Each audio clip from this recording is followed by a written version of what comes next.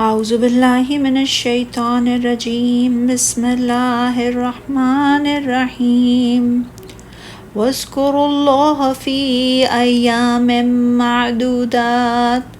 فمن تعجل فی یومین فلا اثم علیہ ومن تأخر فلا اثم علیہ لمن اتقى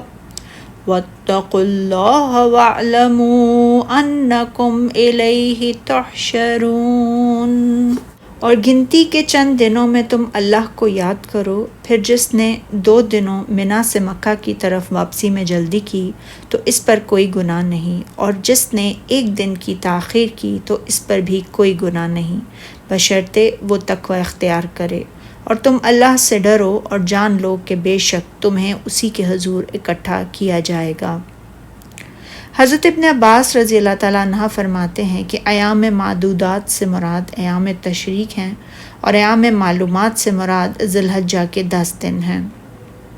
اور رسول اللہ صلی اللہ علیہ وسلم نے فرمایا، یوم عرفہ، یوم قربانی اور یوم تشریق ہم اہل اسلام کی عید کے دن اور کھانے پینے کے دن ہیں۔ اور فرمایا رسول اللہ صلی اللہ علیہ وسلم نے کہ ایام تشریق کھانے پینے اور اللہ کا ذکر کرنے کے دن ہیں۔ اور نبی اکرم صلی اللہ علیہ وسلم نے فرمایا، ایام تشریق کھانے اور اللہ تعالیٰ کا ذکر کرنے کے دن ہیں۔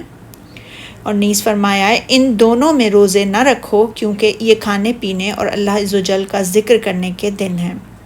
حضرت ابن عباس رضی اللہ تعالیٰ عنہ سے روایت کیا ہے کہ ایام معدودات سے مراد ایام تشریق ہے، جو 4 دن ہیں، 1 قربانی کا دن اور 3 دن اس کے بعد۔ اور ارشاد باری تعالیٰ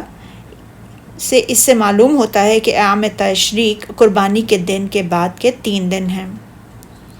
نیز ایام تشریق میں ہر دن رمی جمرات کے وقت تکبیر اور اللہ کا ذکر بھی اسی سے متعلق ہے، جیسے کہ حدیث میں ہے، جسے امام ابو داؤد رحمۃ اللہ علیہ اور دیگر ائمہ نے روایت کیا ہے کہ بیت اللہ کا طواف، صفا و مروہ کی سعی اور رمی جمار اللہ تعالیٰ کے ذکر ہی کے لیے مقرر کیے گئے ہیں۔ جب اللہ تعالیٰ نے یہاں لوگوں کے آنے جانے کا ذکر کیا، یعنی پہلے لوگوں نے اطراف و اکناف عالم سے آ کر یہاں مشاعر و مواقف کیا